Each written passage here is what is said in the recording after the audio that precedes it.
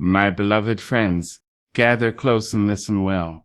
For in the heartbeat of the Himalayas, in the sacred dust of Varanasi, in the thunder of monsoon rains upon Tamil rooftops, there lives a spirit that no empire could ever cage, no colonizer could ever kill. Today we do not speak of borders or bombs. We speak of a soul, a living, breathing nation named India, that has stood unbowed through centuries of storm. The West has tried, time and again, to dim her light. But India burns brighter with every strike. They came on ships with flags unfamiliar, bearing crosses, cannons, and contracts. They came with tongues that twisted ancient names and pens that rewrote centuries of stories. They came believing the East was empty, waiting to be filled with their order, their laws, their ways. But they did not understand that this land they stepped upon was not a wilderness. It was a living, breathing civilization. This was a land where sages whispered truths beneath banyan trees, where poetry was etched in temple walls and sung in the streets, where the stars had already been mapped by minds that understood the cosmos long before telescopes reached the sky. India's strength has never been in the volume of its voice, but in the depth of its silence. It has stood for thousands of years, not by overwhelming others, but by enduring. There is a sacred pulse in the soil here, a rhythm in the rivers, an echo in the mountains. This country has been ruled, raided, and robbed.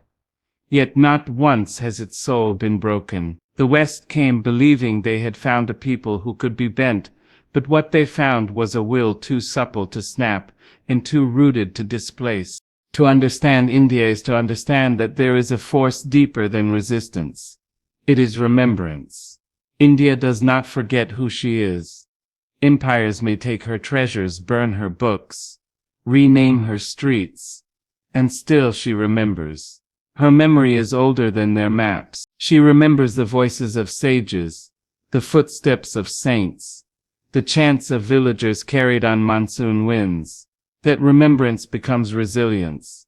It becomes a quiet refusal to vanish, and it becomes a powerful defiance that doesn't need slogans or armies. The soul of this land resides in its people, the rickshaw puller reciting ancient proverbs, the grandmother whispering Sanskrit verses to her granddaughter, the potter shaping clay in the same way his ancestors did. It lies in the fields where farmers greet the sun with folded hands, and in the festivals that paint the air with color and faith. These are not signs of a conquered people. These are signs of a culture that persists no matter how many crowns claim dominion over it. No colonial strategy could erase the foundational truth of this civilization, that it was built not on conquest but on consciousness. From the Vedas to the Upanishads, from the Dhammapada to the Tirukkural, from Bhakti poetry to Sufi songs, India's inner world has always been stronger than any outer force, and when the external pressure mounts, the inner spirit rises. The West may have thought they were ruling India, but all they ever held was the surface. The spirit was never theirs to command. And so the temples kept ringing their bells, the oceans kept chanting their tides, the forests kept echoing with divine names. The soil soaked with centuries of footsteps did not yield to domination. It bore witness. It saw rulers come and go, borders drawn and redrawn, flags raised and fallen. Yet the people kept speaking in their own tongues, praying to their own gods, singing their own songs. Because when a soul knows its own name, it cannot be renamed. When a heart knows its own story, it cannot be rewritten. That is why India could not be shackled. That is why every attempt to suppress her only made her more certain of her power. A nation that draws its strength from silence, from memory, from the stillness between mantras, does not collapse when shaken. It holds firm, it breathes deeper, and it waits not with fear but with faith. When the eyes of outsiders look upon India, they often see what they want to see: overcrowded streets, struggling villages, broken infrastructure, and burdens too heavy to bear. But they fail to notice what lies beneath that surface, the rhythm of life that never surrenders. In a land where suffering often walks hand in hand with daily living, joy still dances in the dust, hope still blooms like lotuses in muddy waters, and resilience thrives in the silence of ordinary people. Adversity is not new to India. It has been a companion through every age, every rule, every calamity, but never has it been able to drown the spirit that endures. A young girl in a village without electricity studies by the dim flame of an oil lamp, her dreams as bright as the morning sun. A father who earns barely enough to eat still finds a way to send his children to school, believing in a tomorrow that promises more than today. The rickshaw puller, the street vendor, the migrant laborer. They may carry the burdens of survival, but their hearts still beat with laughter, prayer, and the unshakable will to go on. These are not signs of weakness. They are the clearest markers of a power that doesn't rise through domination, but through persistence. Adversity in India does not crush, it chisels. It shapes the character of a people who refuse to be broken. Every setback, whether natural disaster or economic collapse, whether foreign invasion or political betrayal, has only stirred in the people a deeper hunger to push forward. There is pain, yes, but never paralysis. India does not sit still in the face of storms. She adapts, she adjusts her grip, changes her stance, and steps again into the wind. And she does so not with vengeance in her eyes, but with conviction in her soul. Color flourishes in the midst of hardship. Even in the slums, homes are painted in brilliant hues, saris flutter in vivid reds and oranges, and festivals explode into the streets with music, food, and faith. It's not denial, it's defiance. It's the refusal to let despair claim too much space. In India, even tears are tempered by prayers. Even loss is met with rituals of remembrance that offer grace and dignity. The resilience of this nation is stitched into the very rituals of its people, daily acts of courage, carried out with quiet humility. The world measures strength by wealth and weaponry. But India measures strength by how a woman balances firewood on her head while carrying a baby in her arms. How a teacher continues her lesson under a leaking roof. How a weaver spins thread despite the ache in his bones. The world sees survival as the bare minimum. India turns survival into artistry, into faith, into celebration. The people here are not defined by their suffering, but by the way they rise above it, not once, but over and over again. There is a quiet heroism in everyday life. It is not headline-making, but it is nation-building. And it is not merely passive endurance. It is active resistance against being erased. It is the refusal to give in to despair. It is the belief that every sunrise is a chance to rebuild, reimagine, and reaffirm the right to dream. In this land, adversity is not an end, it is a teacher. And the lessons it teaches are inscribed not in ink, but in the lived experiences of those who do not bow, do not beg, and do not break. Empires have risen with might and crumbled with pride. The world has watched thrones fall and flags burn, palaces reduced to ruins and rulers buried beneath forgotten stones.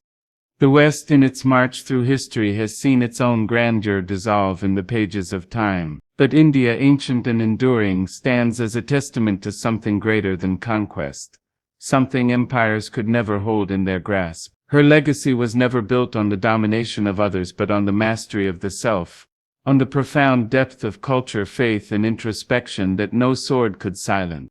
Long before the West dreamed of exploration, India had already mapped the inner and outer worlds.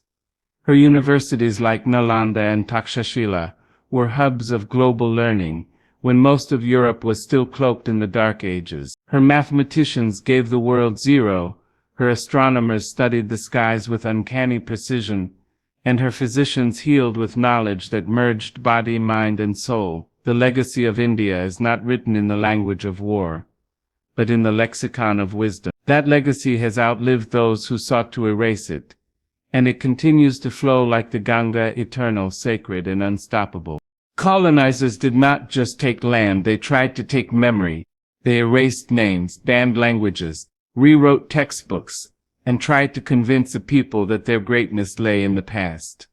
But India's past never vanished. It went underground into the hearts and homes of her people. It was whispered in lullabies, chanted in temples, danced into folklore, preserved in rituals passed down through generations. Her stories lived in every grandmother's song, every monk's mantra, every artisan's touch. What could not be printed or legislated was lived. And that was the secret weapon of a civilization too vast to be captured. No empire has lasted forever. The British came, called it the jewel in their crown, and thought they had claimed the soul of the East. But the soul never belonged to them. They could govern the land, tax the crops, censor the press. But they could never own the spirit of a people who saw God in every tree, every river, every breath. While colonial powers measured time in terms of decades and dominance, India existed on a scale far beyond their comprehension, measured in yugas and cosmic cycles and prayers that transcend time. Even as foreign rulers changed, even as foreign tongues filled courtrooms and classrooms, India remained rooted in something immovable. Her festivals continued. Her gods were still worshipped under different skies. Her chants still rose in defiance of silence. And when the moment came to reclaim her name, she did not rise with rage, but with remembrance. Independence was not just political, it was spiritual. It was the reawakening of a sleeping lion, not with bloodlust but with clarity and courage. The proof of her enduring legacy lies in the survival of her soul. While many nations look to their past with nostalgia, India walks hand in hand with hers. The hymns sung thousands of years ago are still heard today. The scriptures memorized by sages under ancient trees are still recited in small villages. The philosophies that question the self and the cosmos are not buried in museums. They are alive in classrooms, homes, and hearts. This continuity is not accidental. It is intentional. It is the defiance of a nation that never allowed itself to be truly conquered. Every time a colonizer planted a flag, India answered not with a sword, but with a mirror. And in that mirror, the invaders saw their impermanence. Because a country whose foundations lie in consciousness, not conquest, will always rise again. Even when broken, she does not bleed out. She rebuilds, not with borrowed blueprints, but with the memory of who she has always been. The world often marvels at India's diversity, yet few truly understand the depth of its unity. It is a nation where over 1 billion people speak different languages, worship in different ways, wear different clothes and live in different climates, yet still rise each morning as one people. India is a mosaic of cultures, faiths and histories that do not merely coexist. They intertwine, support, and elevate one another. What may appear to some as chaos is in truth a symphony. Every voice, every rhythm, every belief, adding its own note to the song of the nation. From Kashmir to Kanyakumari, from Gujarat to Arunachal Pradesh, India holds within her arms thousands of identities. She does not ask her people to be the same. She asks them to be whole. Here a temple bell rings beside the call to prayer from a nearby mosque. The scent of prasad mingles with the fragrance of incense in a church. The turban of a Sikh stands proud next to the robe of a Buddhist monk. Every corner of the land testifies that being different does not mean being divided. It means being strong in color, bold in heritage, and rich in heart. The colonial powers, when they arrived, believed they could exploit these differences. They whispered division, drew lines, stoked fears, and taught communities to see each other as threats. They thought that if they split the people into pieces, they could more easily hold power. And for a time it seemed they might succeed. But India's unity runs deeper than politics. It is not born of laws or governments. It is born of living together, eating together, weeping together, celebrating together, for centuries. The attempts to divide could only scratch the surface. Beneath that, the roots of shared humanity held fast. Villages in India are home to temples and mosques side by side, where people of different faiths attend each other's festivals not as guests, but as family. In cities, neighbors who cook with different spices still feed each other with the same love. Schools, trains, and cricket matches remind every Indian that though their names, gods, and languages may differ, their destiny is shared. And in the darkest hours, in floods, in earthquakes, in wars, it is this spirit of oneness that rises strongest. When one region suffers, the others do not watch, they act, they give, they join hands. India's constitution, forged in the fire of independence, did not erase differences. It honored them. It wrote into law what the people already lived. That every faith, every language, every voice has a place in the nation's heart. The strength of this country is not in sameness, but in the ability to walk forward together while carrying different truths. To speak in many tongues but say the same word for peace. To bow in different ways but rise with the same courage. Some nations are built on singular identities. One language, one religion, one race. They may be easier to manage, but they are more fragile. India with her complexity is not easy to govern, but she is harder to break, because when a people learn to live with difference, they learn to survive storms. They learn compassion. They learn tolerance not from books but from life itself. This is not just unity, it is wisdom carved from centuries of experience. The West may have seen these differences as weaknesses, as fault lines to exploit, but India turned them into strength, into celebration, into a kind of unity the world still struggles to understand.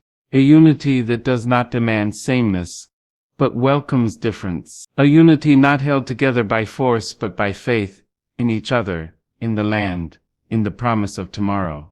In the heartbeat of every Indian city and the quiet rustle of every rural path, there is a remarkable meeting of past and future, a harmony between youth that looks ahead and roots that hold fast to ancient truths. India's enduring power comes not only from its heritage, but from the way it passes that heritage to a generation hungry to rise. The West often measures progress by how much a nation forgets its past. India measures hers by how boldly she brings her past into the future. In the hands of her youth, ancient knowledge becomes innovation, tradition becomes transformation, and culture becomes code. In classrooms filled with laughter and competition, young minds memorize the words of Tagore and Ambedkar, while also learning the language of machines and AI. In crowded libraries and internet cafes, students prepare not just for exams, but for a role in shaping the world. Their dreams are stitched with both aspiration and ancestry. They write algorithms with the same discipline their ancestors used to write mantras. Their ambition is not blind. It is guided by something deeper, a respect for the sacrifices of those who came before, and the wisdom woven into the soil of their land. There is power in a young engineer who bows before a small temple at the edge of a tech park. There is strength in the hands of a coder who lights a diya before a long night of work. These are not contradictions. They are the very foundation of India's resilience. The West may marvel at the rise of Indian innovation, at satellites launched on shoestring budgets and apps developed from humble beginnings. But that rise did not emerge from nowhere. It was shaped in homes where curiosity and humility were taught together, where success was celebrated but values were revered more. India's youth are not aimless. They are anchored. While some flee their roots to build identity, Indian youth dig deeper into theirs. They turn to the Vedas for understanding and to Silicon Valley for opportunity. They chant shlokas and start up slogans in the same breath. That ability to carry tradition without being weighed down by it, to wear history like armor, not chains, is what gives them their edge. They are not trying to become someone else. They are trying to become the best of who they already are. This fusion of ancient and modern has given birth to a kind of strength that is quiet but unshakable. The West has often mistaken this humility for hesitance, this balance for confusion. But India has never rushed her becoming. She does not sprint toward progress by abandoning what made her eternal. Instead, she walks forward with her ancestors at her side, with temples behind her and satellites ahead. It is not nostalgia, it is navigation. A way to remain whole while building anew. In villages, students carry smartphones in one hand and traditions in the other. They film their elders telling stories and upload them to platforms the world watches. They build businesses that honor craft. They lead movements that echo ancient principles. The youth of India are not just the future. They are the bridge between what was and what will be. They inherit not just land but legacy, not just rituals but responsibilities. The world often underestimates the power of a young population. But when that population is rooted in a civilization that has survived every storm, when it is fueled by values as much as vision, it becomes unstoppable, not just in economic terms, not just in technological rise, but in the preservation and evolution of a civilization that refuses to be forgotten. India's youth are not the children of empire. They are the heirs of eternity, rewriting destiny in their own voice while holding close the soul of their homeland.